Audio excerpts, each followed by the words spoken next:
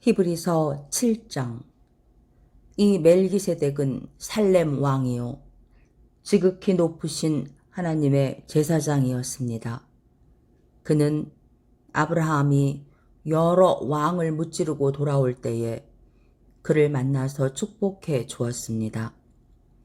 아브라함은 모든 것의 10분의 1을 그에게 나누어 주었습니다. 첫째로 멜기세덱이란 이름은 정의의 왕이라는 뜻이요. 다음으로 그는 또한 살렘 왕인데 그것은 평화의 왕이라는 뜻입니다. 그에게는 아버지도 없고 어머니도 없고 족보도 없고 생애의 시작도 없고 생명의 끝도 없습니다. 그는 하나님의 아들과 같아서 언제까지나 제사장으로 계신 분입니다. 멜기세덱이 얼마나 위대한가를 생각해 보십시오.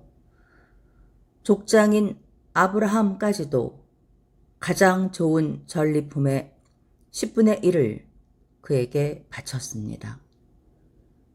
레위 자손 가운데서 제사장 직분을 맡는 사람들은 자기네 동족인 이스라엘 백성에게서 비록 그 백성도 아브라함의 자손이지만 율법을 따라 10분의 1을 받아들이라는 명령을 받았습니다. 그러나 멜기세덱은 그들의 족보에 들지도 않았지만 아브라함에게서 10분의 1을 받았고 하나님의 약속을 받은 그 사람을 축복해 주었습니다. 두말할 것 없이 축복은 아랫사람이 윗사람에게서 받는 법입니다.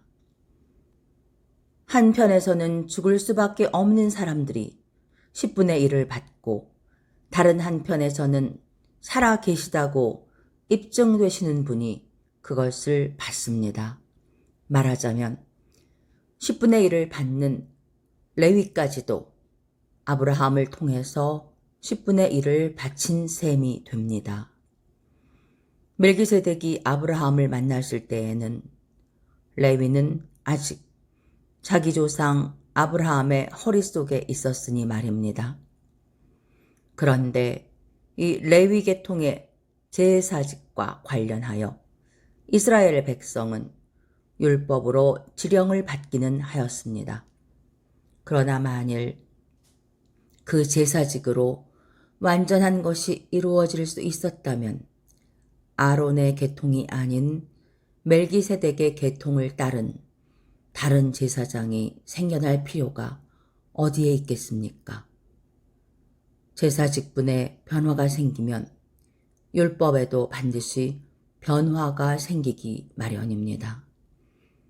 이런 말이 가리키는 분은 레위 지파가 아닌 다른 지파에 속한 분입니다. 그 지파에 속한 사람으로서는 아무도 제단에 종사한 적이 없습니다. 우리 주님께서는 유다 지파에서 나신 것이 명백합니다. 그런데 모세는 제사장들에 관하여 말할 때에 이 지파와 관련해서는 말한 것이 아무것도 없습니다. 멜기세덱과 같은 모양으로 다른 제사장이 생겨난 것을 보면 이 사실은 더욱더 명백합니다. 그는 제사장의 혈통에 대해서 규정한 율법을 따라 제사장이 되신 것이 아니라 썩지 않는 생명의 능력을 따라 되셨습니다. 그를 두고서 말하기를 너는 멜기세덱의 계통을 따라서 영원히 제사장이다 한 증언이 있습니다. 전에 있던 계명은 무력하고 무익함으로 폐하게 되었습니다. 율법은 아무것도 완전하게 하지 못하였습니다. 그래서 하나님께서는 더 좋은 소망을 우리에게 주셨습니다. 우리는 이 소망을 힘입어서 하나님께 가까이 나아갑니다. 그리고 예수께서는 하나님의 맹세 없이 제사장이 되신 것이 아닙니다. 레위 계통의 사람들은 맹세 없이 제사장이 되었습니다. 그러나 예수께서는 자기에게 말씀하시는 분의 맹세로 제사장이 되신 것입니다. 주님께서 맹세하셨으니 주님은 마음을 바꾸지 않으실 것이다. 너는 영원히 제사장이다 하셨습니다. 이렇게 해서 예수께서는 더 좋은 언약을 보증하시는 분이 되셨습니다. 또한 레위 계통의 제사장들은 죽음 때문에 그 직무를 계속할 수 없어서 그 수가 많아졌습니다. 그러나 예수는 영원히 계시는 분이므로 제사장직을 영구히 간직하십니다. 따라서 그는 자기를 통하여 하나님께 나아오는 사람들을 완전하게 구원하실 수 있습니다. 그는 늘 살아계셔서 그들을 위하여 중재의 간구를 하십니다. 예수는 이러한 제사장으로 우리에게 적격이십니다. 그는 거룩하시고 순진하시고 순결하시고 죄인들과 구별되시고 하늘보다 높이 되신 분입니다.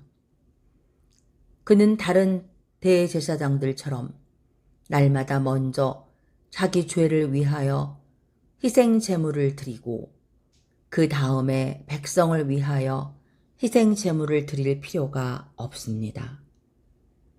그는 자기 자신을 바치셔서 단 한 번에 이 일을 이루셨기 때문입니다. 사람들에게 약점이 있어도 율법은 어쩔 수 없이 그들을 대제사장으로 세우지만 율법이 생긴 이후에 하나님께서 맹세하신 말씀은 영원히 완전하게 되신 아들을 대제사장으로 세웠습니다.